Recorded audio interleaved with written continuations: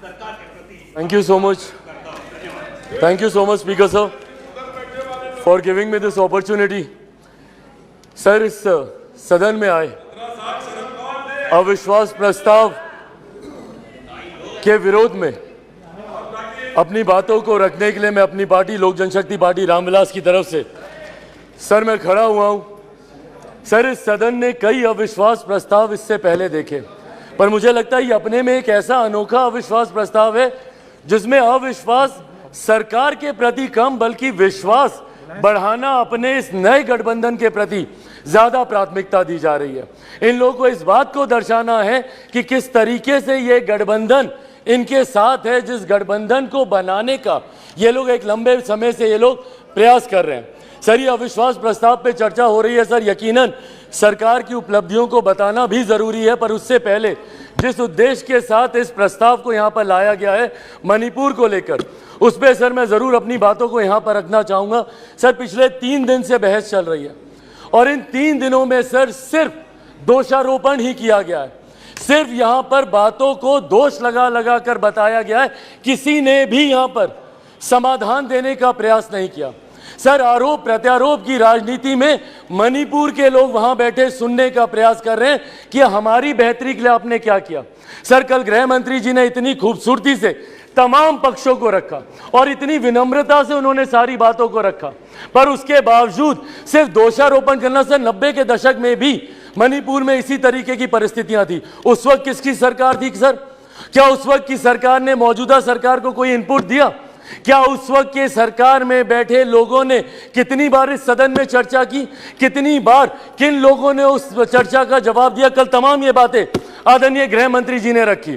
Sir, ये लोग गए थे मणिपुर, बहुत अच्छी बात है, जाना चाहिए ये, पर सर ये कलेक्टिव रिस्पॉन्सिबिलिटी होनी चाहिए, सेलेक्टिव रिस्पॉन्सिबिलिटी नहीं। सर, जो लोग मणिपुर गए थे यही लोग सर बिहार भी गए थे। बिहार में क्यों नहीं ये लोग गए दरभंगा? क्यों नहीं गए ये लोग अरवल? क्यों नहीं गए ये लोग मुजफ्फरपुर? अभी बछवाड़ा में सर एक छोटी सी बच्ची के साथ दुष्कर्म करके 10 साल की बच्ची, उसको तेजाब छिड़क कर उसको जलाकर मार दिया गया। उसके शरीर को अपने ही घर में 10 फीट गड्ढे में उसको दफना दिया गया। दलित महिला के साथ सर मुजफ्फरपुर में दुष्कर्म करके उसके शरीर को 2 टुकड़ों में काट कर अर्धनग्न व्यवस्था में सर खेत में फेंक दिया गया। क्यों नहीं गए ये लोग वहां पर? अपने गठबंधन को तो मजबूत करने गए, पर क्यों नहीं ऐसे परिवारों से जाकर मिले? तो सर, ये सेलेक्टिव रिस्पॉन्सिबिलिटी जब निभाते हैं, सर हकीकत है देश के किसी भी कोने में किसी भी माँ बेटी के साथ ऐसी घटना हो रही है तो वो अक्षम्य है, वो निंदनीय है और उसको कोई बर्दाश्त नहीं कर सकता, और उसमें पूरे सदन को सर एकजुट होना होगा। कल गृह मंत्री जी ने जिस तरीके से अपील की, सर पूरे सदन को इसमें एकजुट होना होगा।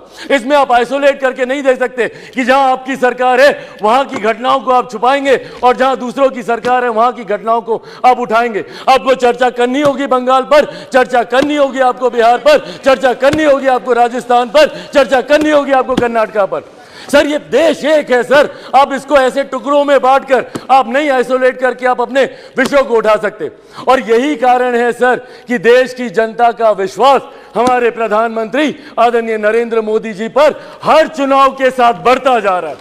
और वो दिन दूर नहीं सर, 2024 चुनाव सामने है सर, इसी में देख लीजिएगा 2014 से बड़ा जनादेश 18 में यही सारी बातें हो रही थी, यही सारी बातें 18 में की गई थी। 19 में 2014 से बड़ा जनादेश हम लोग को मिला और 24 में इससे बड़ा जनादेश हम लोग लेकर आएंगे।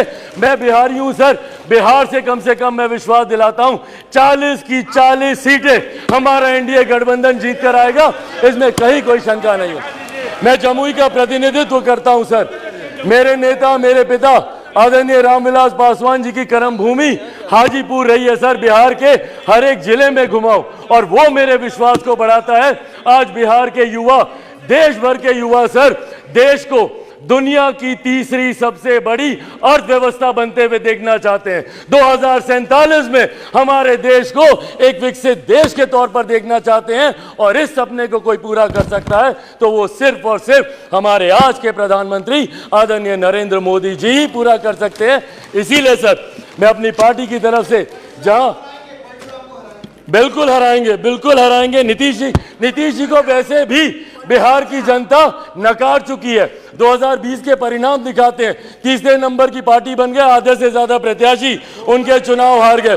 तो जिनको बिहार की जनता ने रिजेक्ट कर दिया, देश की जनता उनको कैसे अपनाएगी, ये बहुत बड़ा सपना दिन में ये देख रहे हैं।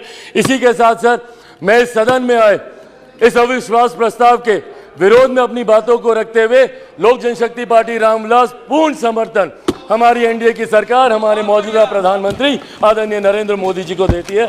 बहुत बहुत धन्यवाद सर।